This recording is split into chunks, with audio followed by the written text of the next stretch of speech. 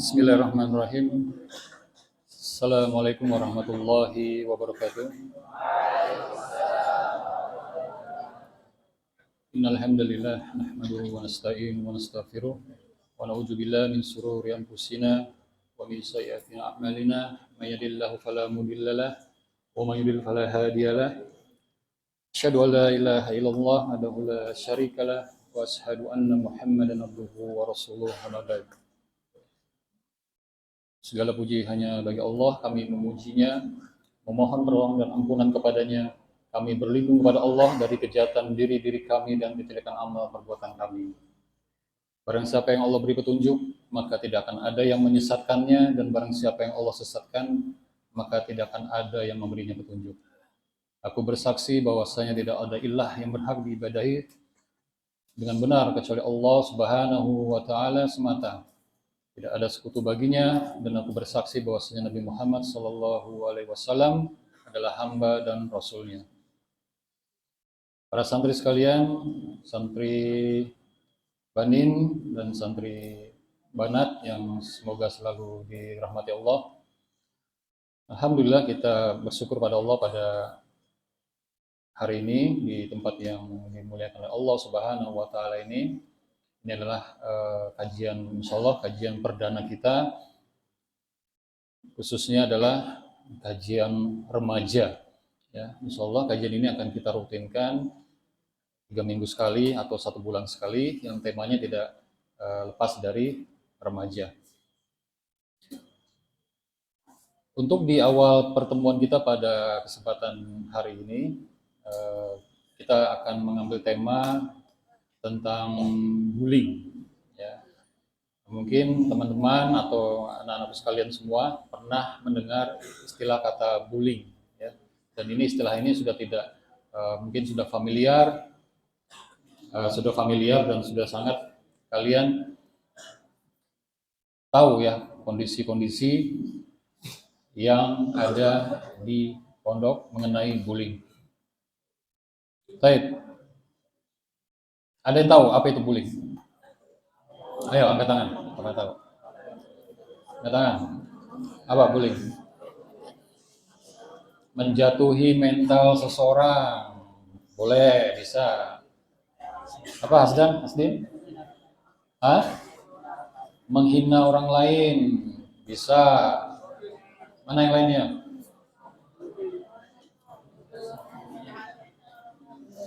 Angkat tangan. Bullying atau perundungan. Menurut kalian, gak apa-apa menurut kalian, menurut apa yang kalian pahami? Mencaci, mencela, boleh.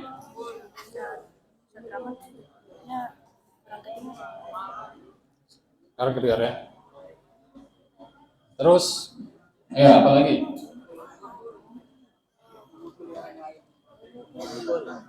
Gimana? Memukul, boleh. Secara fisik berarti. Terus apa lagi? Ayo, mana kelas 3 SMP? Kelas 1 SMA mana? Coba. Ya, apa yang tunjuk sana? Siapa?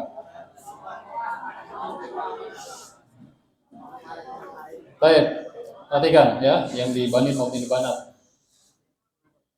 Bullying atau perundungan yang selama ini yang kita ketahui adalah segala perilaku yang merupakan tindakan kekerasan baik secara fisik atau secara mental dan juga secara verbal yang dilakukan oleh satu orang atau lebih yang tujuannya membuat tidak nyaman orang lain. Ulangi, bullying adalah segala perilaku yang merupakan tindakan kekerasan baik secara fisik atau secara mental dan juga secara verbal. Apa tuh verbal? Secara lisan, ya, secara ucapan, yang dilakukan oleh satu orang atau lebih yang tujuannya membuat tidak nyaman orang lain. Seperti apa contohnya? Secara fisik apa? Mukul, menendang, nempeleng, apalagi? Hah? dicubit, dijambak, ya. Kemudian kalau secara verbal apa? Contohnya, mengolok, mencela, ya. Kemudian menyebut atau memanggil nama orang tuanya atau memberikan nama julukan-julukan, ya. Memanggil dengan nama julukan-julukan, yaitu secara verbal. Ya. Jadi bullying ini dibagi menjadi beberapa bentuk ya, adik-adik ya. Yang pertama adalah fisik. Yang kalian ketahui tadi, seperti apa tadi fisik? Bullying secara fisik. Memukul, menendang, mendorong, apalagi menampar, menjambak, mencubit, kemudian merusak barang orang lain juga sama ya. Merusak barang orang lain. Kemudian yang kedua secara verbal. Apa secara verbal tadi? Secara lisan. Mengejek, mengancam, kemudian memanggil dengan panggilan yang buruk, dengan julukan-julukan, ya, kemudian memanggil nama orang tuanya, ya. Itu secara verbal, jadi secara lisan. Nanti kita akan bahas dampak-dampak bagi korban maupun dampak bagi pelaku. Nanti kita akan bahas di akhir ya. Kita bahas dulu bullying dibagi beberapa menjadi bentuk.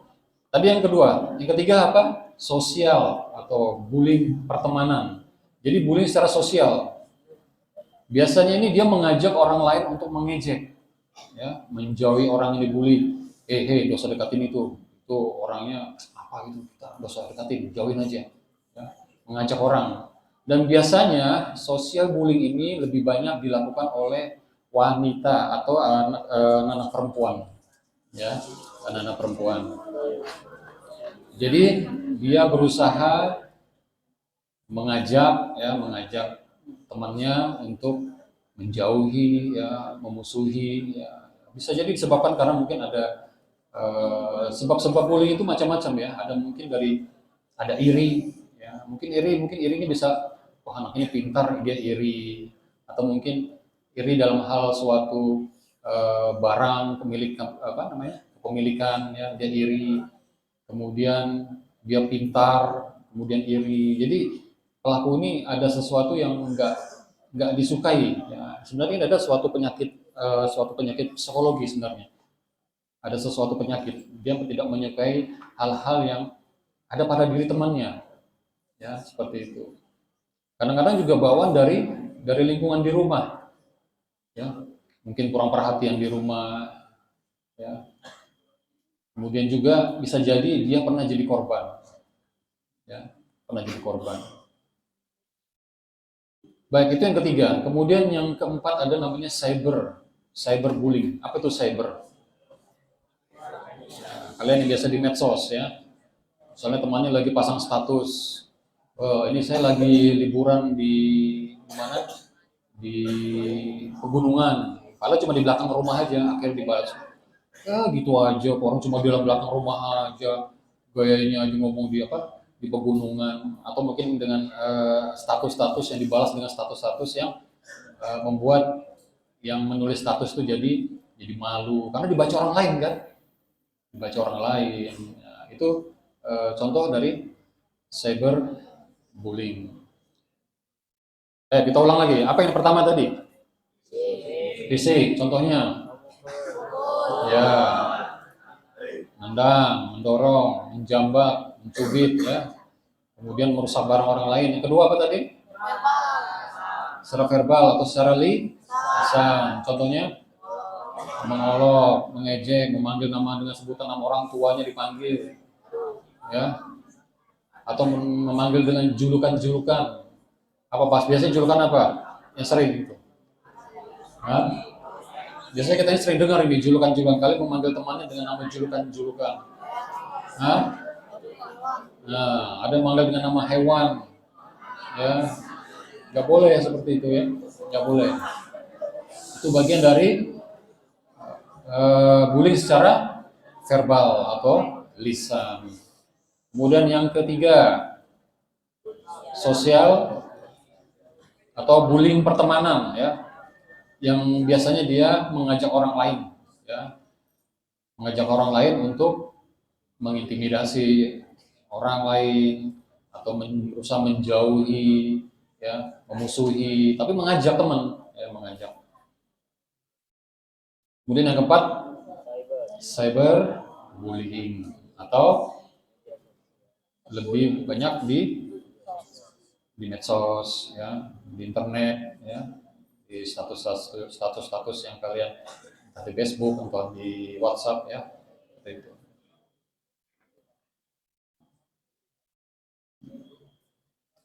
Nabi Muhammad SAW melarang dari menyakiti dan mencela sesama. Ya.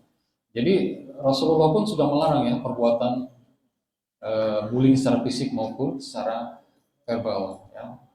Rasulullah SAW bersabda, ya, sibabul muslimin fusukun wa qitaluhu kufrun.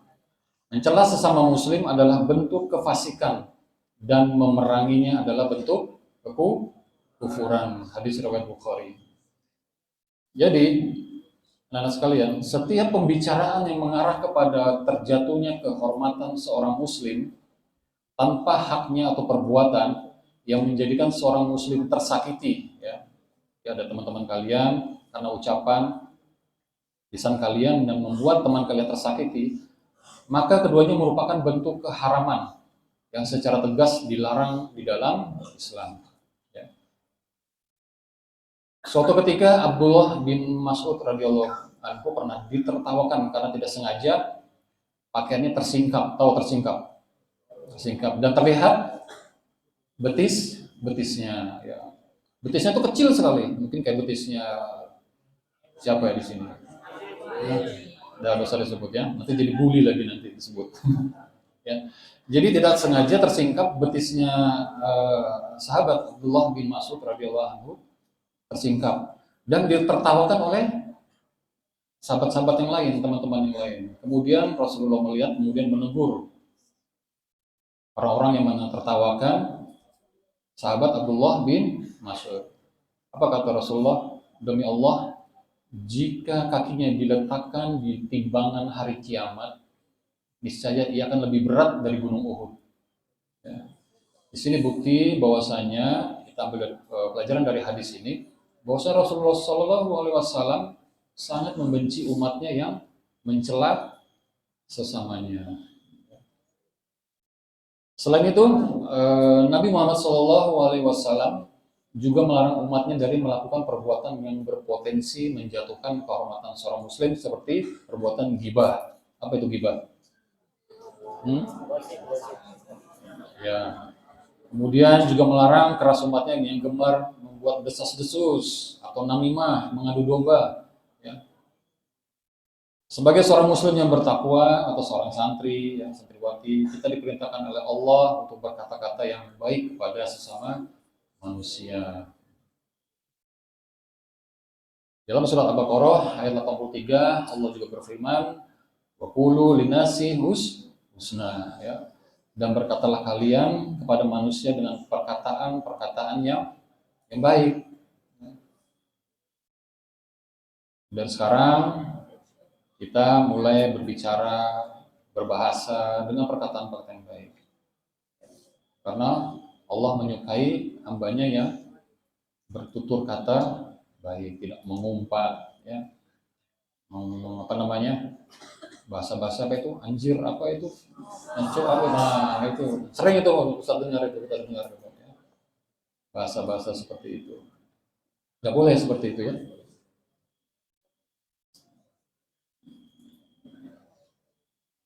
Di dalam Quran surat Al-Isra juga Allah berfirman, katakanlah kepada hamba-hambaku supaya mereka berkata dengan perkataan-perkataan yang baik dan benar. Jadi banyak sekali, ya, dari hadis-hadis Rasulullah SAW, kemudian dari Al-Quran, banyak sekali kita temukan ayat-ayat yang mengatakan bahwa kita harus dianjurkan berkata yang baik dan tidak boleh mencela sesama manusia.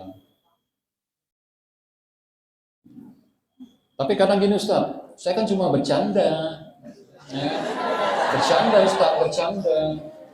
Bercanda boleh, tapi ingat, selama candaan itu tidak menyakiti yang dicandai, itu tidak bullying. Tapi kalau candaan itu ternyata berpotensi menyakiti temannya, itu yang namanya bullying. Jadi sebelum kalian bercanda, pikirkan dulu candaannya, ya. Pikirkan dulu candaannya. Karena tidak semua orang itu, teman kalian itu mau dicandain, ya, mau dicandain. Kadang candaannya itu malah bisa menyakiti dirinya. Jadi kalian harus pikirkan terlebih dahulu sebelum kalian ingin bercanda dengan teman kalian. Baik, sekarang kita masuk di peran-peran dalam bullying, ya, peran-peran. Ada 6 peran itu maksudnya apa namanya? Ada mulai dari pelaku, ya, ada mulai dari korban, ya. Yang pertama adalah bully atau bullies, si pelakunya, ya. Peran pertama adalah si pelaku, yang pasti ada pelaku, ya. Yang pertama pasti pelakunya, si bullies namanya, ya, atau pelaku. Kemudian yang kedua ada namanya asisten bully. Nah, siapa asisten bully ini? Asisten bully ini orang-orang yang selalu melakukan perintah pelaku bullying atau yang mendukung pelaku. Misalnya ada gengnya nih, geng. Sini. Coba kamu pukul itu. Ya. Atau dia mengajak orang lain untuk membuli.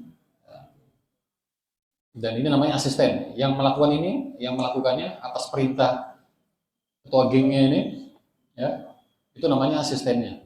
Ya, asistennya. Dan biasanya asisten ini adalah orang-orang yang pernah jadi korban. Dia berusaha untuk membuat hatinya supaya kembali dalam keterpurukannya, ya, mengembalikan jati dirinya lagi yang pernah jadi korban. Itu biasanya asisten korban. Jadi hati-hati, ya, hati-hati. Kemudian yang ketiga adalah reinforce.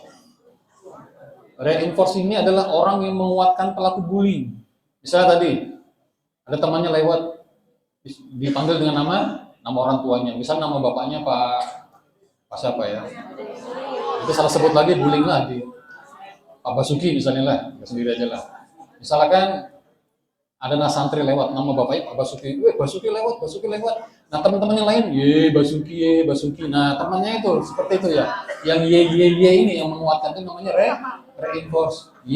Basuki lewat, Nah itu bukannya malah mencegah, tapi malah menguatkan, ya, malah mendukung.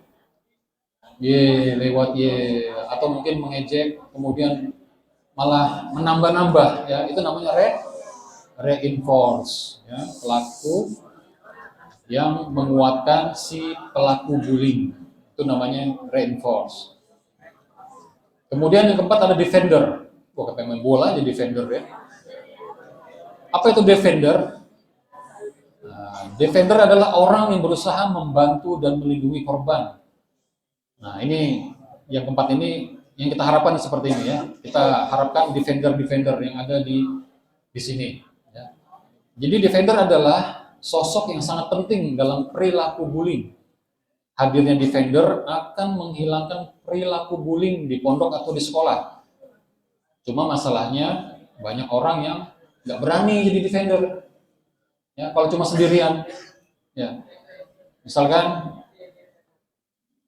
ada sahabatnya dibully sama kakak kelasnya atau teman yang lain. Karena dia dekat sama sahabatnya, dia berusaha membela atau defender tadi, ya. Kamu udah boleh begitu, ya, udah boleh kamu mengejek-ejek seperti itu tidak baik. Nah itu defender seperti itu, dia apa? Defender tadi, dia melindungi korban. Cuma masalahnya orang tidak ada yang berani jadi defender. Bisa kecuali rame-rame, ya, rame-rame. Dalam satu kelas misalnya defendernya itu hampir satu kelas defender semua. Nah itu kondisi seperti itu yang bisa membuat bullying yang ada di pondok atau di sekolah itu bisa hilang karena adanya defender. Karena peran defender ini sangat penting, ya. Seperti itu. Maka kita harapkan ada defender di sini, ya, defender. Kemudian ada yang kelima adalah korban. Ya, pastilah korban, ya. Korban adalah yang menjadi sasaran bullying. Kemudian ada namanya yang keenam, bystander. Bystander ini adalah seperti penonton aja dia, bukan defender juga, bukannya mendukung. Maksudnya mendukung melindungi korban, dia hanya diam-diam aja. Jadi kalau melihat suatu kejadian bullying, ya dia diam aja, ngelihat aja, melerai enggak, melapor pun juga enggak. Jadi hanya sebagai penonton. Ini nggak bisa kita bystander ini kalau bisa jangan ya, jangan ada di pondok kita ya, atau di sekolah-sekolah.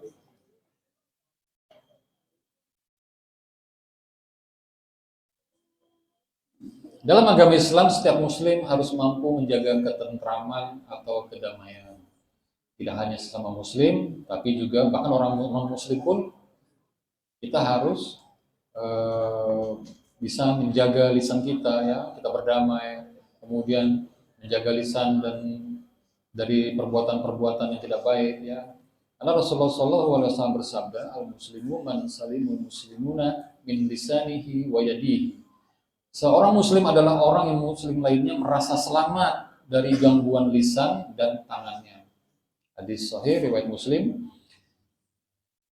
Di dalam hadis yang kita sebutkan tadi, Rasulullah SAW mengabarkan tentang salah satu sifat di antara sifat-sifat seorang muslim yang sempurna dalam keislamannya. Beliau Rasulullah SAW kabarkan seorang muslim yang sempurna dalam keislamannya akan senantiasa menjaga dirinya dari menzolimi orang lain dalam bentuk apapun, ya, sehingga orang-orang merasa aman dari dirinya. Ya. Perkataan beliau Shallallahu Alaihi Wasallam merasa aman dari lisannya mencakup gangguan dalam bentuk ucapan maupun dengan gerakan lisan yang bersifat melecehkan dan meremehkan orang lain. Sedangkan perkataan beliau dan tangannya, maksudnya tangannya ini mencakup kezoliman, menggunakan tangan atau anggota tubuh lainnya, dan juga kezoliman dengan menggunakan kekuasaan yang dimiliki. Nah, ini hati-hati nih kakak-kakaknya nih, ya, mudabiro, ya, kita tidak boleh memanfaatkan tangan kita, maksudnya tangan kita di sini adalah kekuasaan kita untuk menzolimi orang lain. Ya. Justru kita sebagai yang dituakan, kita harus memberi contoh dengan perbuatan yang baik, dengan lisan-lisan yang baik. Jika menghukum pun, menghukum dengan hukuman yang baik dan mendidik. Ya. Tidak boleh ada kekerasan yang nanti jadinya fatal dan mengakibatkan orang lain dirugikan. Karena sudah jelas Rasulullah juga pernah bersabda bahwa kezaliman itu adalah kegelapan pada hari kiamat. Baik, sekarang kita masuk ke dampak. Nah, ini dampak-dampaknya nih, guys. Ada yang tahu apa aja dampak-dampaknya? Angkat tangan. Dampak-dampak bullying bagi si korban. Kenapa? Kena mental. Apa kena mental contohnya? Siapa? Aldan ke Adlin ini? Adlan, apa Adlan? Kena mental. Jadi stres, boleh. Apa yang di belakang? Depresi, ya boleh. Sebelah sini? Hah? Bunuh diri? Itu sudah depresi berat itu nanti. Bisa jadi, iya. Itu sudah parah. Frustasi, ada insomnia, susah tidur, nggak percaya diri. Terus kalau dalam segi belajar gimana? Hah?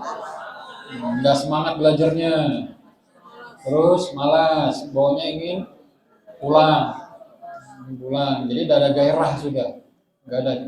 Ya, di belakang apa? Lemah. Trauma, iya, trauma. Banyak, iya. Karena pernah jadi korban kayaknya ini ya. Yang sebelah sini. Nawa. Apa dampaknya? Hah? Ahmad. Hafal. Kenapa?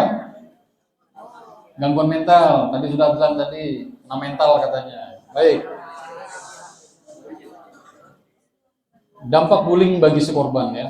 Tadi sudah disebutkan sama teman-teman ya, ada beberapa dan rata-rata memang benar ya, dampaknya seperti itu.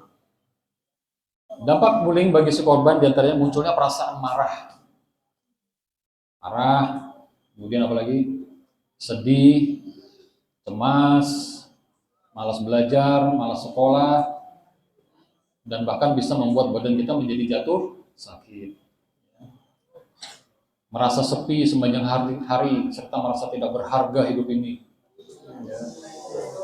Dan selain itu, orang yang menjadi korban bully, ada juga yang terkena gangguan mental tadi disebutnya dalamnya, atau juga depresi.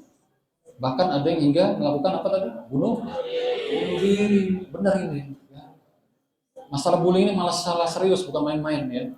Karena dampaknya sangat bahaya sekali. Masalah yang sangat serius.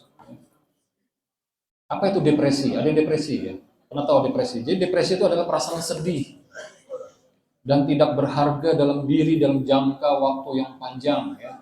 Biasanya lebih dari 2 pekan. Semakin lama kondisi mental kita akan semakin buruk. Ya, itu depresi. Nah, depresi itu dibagi 3 tingkatan ya. Pertama itu ringan, depresi ringan. Apa contohnya? Sedih, nggak ada nafsu makan, nggak ada semangat. Ya. Itu yang ringan. Kemudian ada yang sedang. Ya.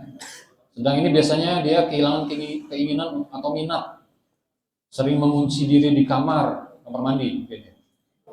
Kalau di sini di mana? Udah susah kita mengunci kamar di sini ya. Atau mungkin pada saat di rumah ya, mengunci kamar di rumah.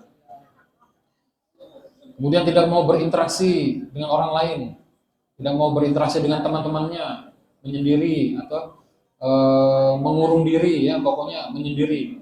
Maka tidak mau, nggak punya harapan masa depan atau cita-cita. Ya kan bahaya ya depresi ini ya. Kemudian yang ketiga, depresi berat. Ini muncul halusinasi atau halusinasi. Ya, muncul kayak bayangan-bayangan, kayak orang kesurupan atau apa gitu ya. Kemudian ya bayangan-bayangan pokoknya ya, dihantui rasa-rasa yang apa namanya, membuat dia takut ya, takut seperti orang kesurupan dan apa itu, teriak-teriak biasanya. Dan depresi yang tidak bisa diobati atau yang tidak segera diobati akan berdampak orang tersebut bisa melakukan bunuh diri. Nah ini yang bahaya sekali. Nah ini yang sangat bahaya sekali. Ya. Dan bunuh diri itu paling banyak dilakukan oleh pria atau laki-laki. Ya. Jadi survei itu mengadakan riset bahwa paling banyak pelaku bunuh diri adalah laki-laki. Kenapa gitu? Biasanya kalau perempuan itu kalau misalnya bang ini yang sudah mati nih, bunuh diri nih, cuma ngomong aja biasanya ke perempuan. Tapi kalau laki-laki diam tapi menghanyutkan, benar nggak? Ya, dia nggak perlu ngomong saya bunuh diri, nggak perlu dia ngomong, tiba-tiba langsung. Nah, jadi kalau perempuan biasanya cuma hanya ucapan aja. Saya loncat nih, tapi nggak dilakukan juga sebenarnya. Ya. Sudah loncat sudah. Ampun nggak sayang, nah kayak gitu. Iya. Tapi kalau laki-laki, perhatikan, laki-laki beda, senyap dia, tapi mematikan. Itu hati-hati, itu bahayanya seperti itu ya. Jadi jika kalian sudah merasa ada sesuatu yang aneh, hati kalian sudah ada rasanya sudah kayak model gejala-gejala depresi, segera konsultasi dengan dokter, kemudian dengan orang tua bicara, jangan diam, jangan dipendam terlalu lama, karena akan sangat bahaya sekali jika dipendam terlalu lama. Baik, kemudian dampak bagi pelaku, tadi si korban, sekarang dampak bagi pelakunya. Ya, pelaku juga ada, ya. Dampak bagi pelaku akan mengalami gangguan mental yang berkepanjangan. Dalam masa itu pelaku akan susah mendapatkan rasa bahagia yang sebenarnya. Biasanya dia akan tertawa dan bahagia ketika menyakiti orang lain. Ya, benar. Ada pelaku sini, mantan pelaku. Kita harap di pondok kita nggak ada lagi pelaku maupun korban ya, insya Allah ya. Jika tidak ada yang disakiti, maka kebahagiaan itu akan berubah menjadi kesedihan. Ya. Karena sebenarnya dia masih punya rasa bersalah dalam hati kecilnya. Dalam ilmu sosiologi, dalam ilmu psikologi dinamakan namanya kecemasan moral atau moral anxiety. Dia akan merasa cemas akan kesalahannya. Selain itu, pelaku bullying akan selalu merasa gelisah. Ingat ya, perbuatan dosa itu akan membuat hati kita selalu tidak merasa nyaman. Hati selalu gelisah itu ciri-ciri kalau kita melakukan dosa. Hati selalu tidak tenang. Dan jika hati selalu gelisah, mana mungkin bisa bahagia? Ya, nggak bisa kita bahagia kalau hati kita selalu gelisah. Jadi pelaku bullying itu adalah orang yang paling kesepian di dunia ini sebenarnya. Karena dia tidak rela melihat orang lain di sekitarnya bahagia, ceria atau prestasi. Jadi iri, ada irinya. Nah, seperti itu. Itu dampak bagi pelaku. Dan di Indonesia ini itu ada hukumnya bagi pelaku bullying ya. Jadi perhatikan. Dalam hukum Indonesia, bullying termasuk dalam kategori kekerasan dan pelaku terancam pidana sesuai pasal 80, yaitu penjara paling lama 3 tahun 6 bulan dan atau denda paling banyak 72 juta rupiah. Jadi hati-hati ya. Hati-hati bagi pelaku bullying yang mungkin nanti korbannya tidak menerima, kemudian dia melakukan laporan ke kepolisian. Jadi pelaku hati-hati. Melanggar pasal 80, jika terbukti maka bisa dipenjara paling lama 3 tahun 6 bulan atau denda 72 juta rupiah. Jadi hati-hati kalian semua.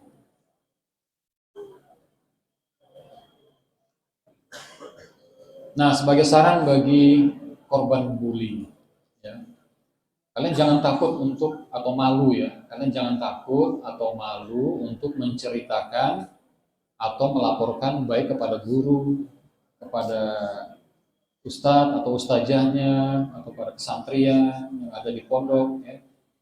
Karena jika hal ini didiamkan bagi pelaku bullying ya, bagi korban ya. Karena jika hal ini didiamkan saja, maka masalahnya tidak akan selesai. Ya. Kalau kalian mendiamkan masalah kalian ada masalah dari korban, kalian diamkan, itu tidak akan selesai masalahnya. Kalian akan menimbun masalah. Ya. Kalian akan terus dihantui dengan rasa sakit, kemudian juga dihantui oleh pelakunya, terbayang-bayang terus wajah pelakunya, kemudian pasti berpengaruh terhadap diri kalian selaku korban, jadi malas belajar, ya. Nggak ada semangat dalam segala hal, bahkan sampai jatuh sakit hingga depresi tadi ya. Jadi jangan dipendam, speak up, bicara, ya, ngomong, ya. Cari yang orang atau ustadz atau ustazah atau yang kalian percaya untuk kalian bisa ajak bicara. Dan bagi teman-teman yang lain, jangan juga diam melihat ada tindakan bullying, ada teman yang dibully, jangan diam, jangan hanya, wih, tangan, laporkan, segera laporkan. Jangan takut ada ancaman dan lain-lain, ya. Karena kita harus memang dari sekarang untuk menghilangkan praktek-praktek bullying. Karena kalian tahu sendiri tadi dampak-dampaknya juga sangat banyak sekali ya, banyak sekali, khususnya di korban. Kemudian jika pernah dibully, kita juga harus bisa memaafkan ke pelaku. Ya memang kita sakit hati, dendam. Mungkin pelaku sudah mengakui kesalahannya, kemudian minta maaf. Ya. Kalian sebagai korban juga harus bisa memaafkan. Ya. Yang sudah temannya akui kesalahannya. Ya, jangan kita simpan dendam, karena pendendam itu pun juga tidak baik. Ya. Mari kita jadi manusia yang mudah memaafkan, karena Allah sangat menyukai hambanya yang pemaaf. Ya, di antara doa yang sering kita ucapkan pada saat malam Lailatul Qadar, apa doanya? Allahumma innaka afun tuhibbul afwa fa'fu anni. Ya Allah, sesungguhnya Engkau Maha Pemaaf. Engkau juga menyukai orang-orang yang memaafkan. Oleh karena itu, maafkanlah aku. Allah sangat suka dengan hamba-hambanya yang pemaaf. Ya. Jadi kalian harus bisa menjadi hamba yang pemaaf. Ya. Jika ada temannya yang bersalah, aku bersalah, dimaafkan. Ya. Paham, teman-teman? Dede, anakku semua? Paham ya? Ada sebuah kisah ya sahabat Nabi SAW, Abu Bakar As-Siddiq radhiyallahu anhu, yakni saat putrinya Aisyah radhiyallahu anha yang telah difitnah. Mungkin kalian pernah dengar cerita ini ya. Ya, difitnah oleh kerabatnya sendiri malah ya, dan kerabatnya ini dinafkahi, disantuni oleh Abu Bakar, ya. Dan ternyata malah dikhianati ya. Kerabatnya ini malah memfitnah putrinya Abu Bakar, Aisyah. Nah, kemudian turunlah surat An-Nur ayat 22 di mana Allah berfirman, wal yafu wal yasfahu ala tuhibbuna ay yaghfirullahu lakum wallahu ghafurur rahim. Hendaklah mereka memaafkan dan berlapang dada. Apakah kamu tidak suka bahwa Allah mengampunimu? Allah Maha Pengampun lagi Maha Penyayang. Nah, oleh sebab itu, ketika Abu Bakar As-Siddiq mendengar ayat ini, kemudian beliau memaafkan kerabatnya tersebut. Ya, jadi Allah sangat menyukai hamba-hambanya yang pemaaf.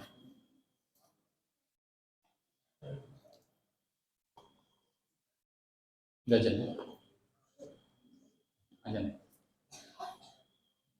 Ajan dulu ya. Sudah ajan dulu.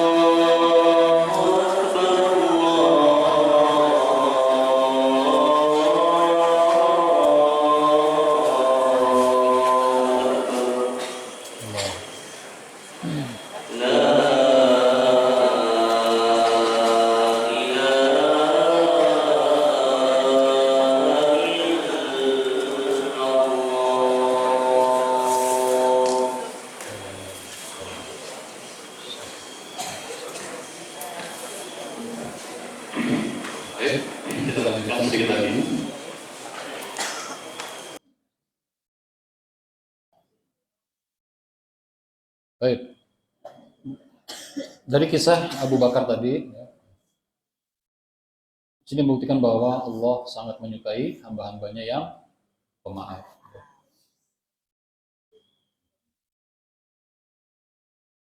Jika kita mudah memaafkan orang lain, maka manfaatnya tersebut akan kembali ke diri kita.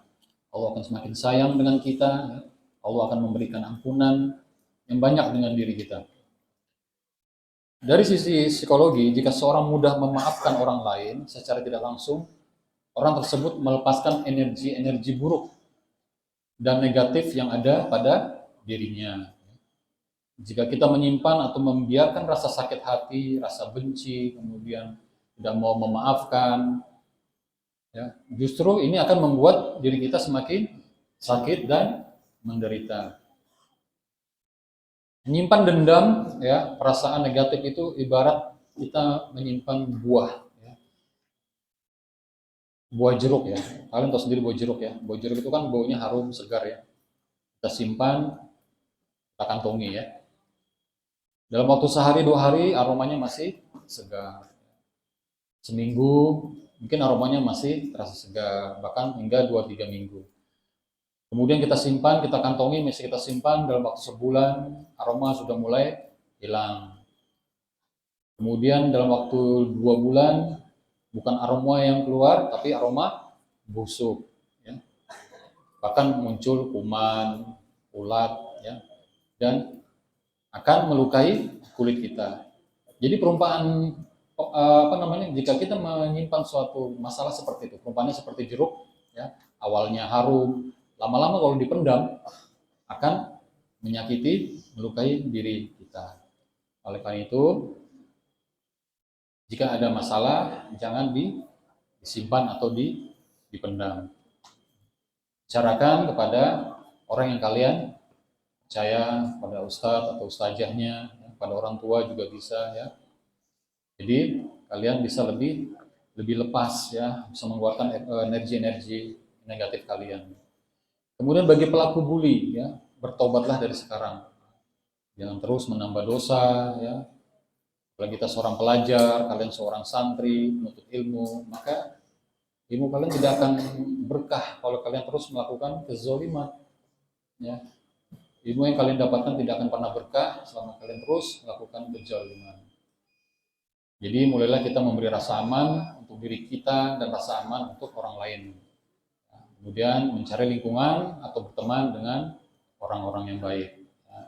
Kita harapkan semua, insya Allah pondok kita ini menjadi pondok yang ramah anak, ya, ramah anak, yang tidak ada pelaku bully, kekerasan dan lain-lain, ya. Sehingga orang tua kalian juga merasa tenang di pondok. Kalian juga belajar merasa nyaman, ya. Tidak ada tindakan-tindakan yang membuat kalian menjadi korban dan lain-lain. Kita coba jawab 1 atau 2 pertanyaan.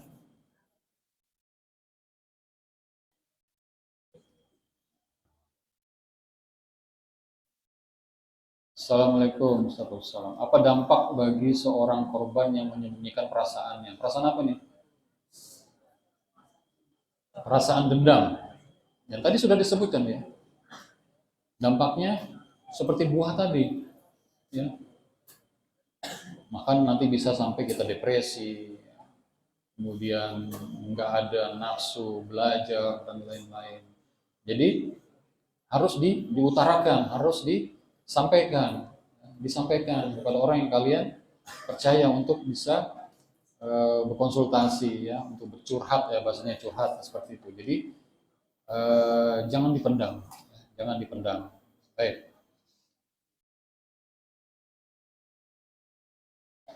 Ustaz izin bertanya, biasanya orang yang melapor dibenci, didiamin dan lain-lain. Ya ini tadi yang defender tadi, ya memang defender seperti itu. Resikonya defender, kalau dia sendiri dia akan dibenci, ya. Makanya satu sarannya kalian harus sabar, tetap sabar, karena memang apa yang kalian lakukan adalah bukan sesuatu yang salah, ya. Berusaha untuk membantu temannya yang dizolimi, ya, itu kalian sudah mendapat pahala di situ. Kemudian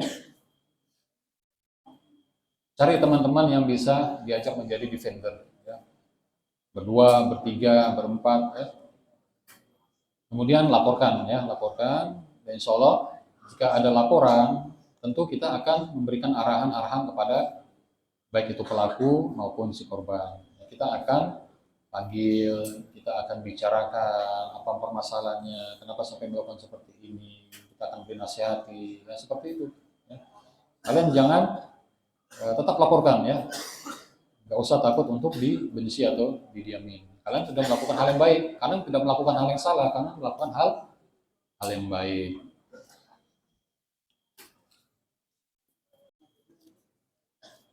Baik, kita tutup dengan doa kafaratul majelis. Subhanallah wa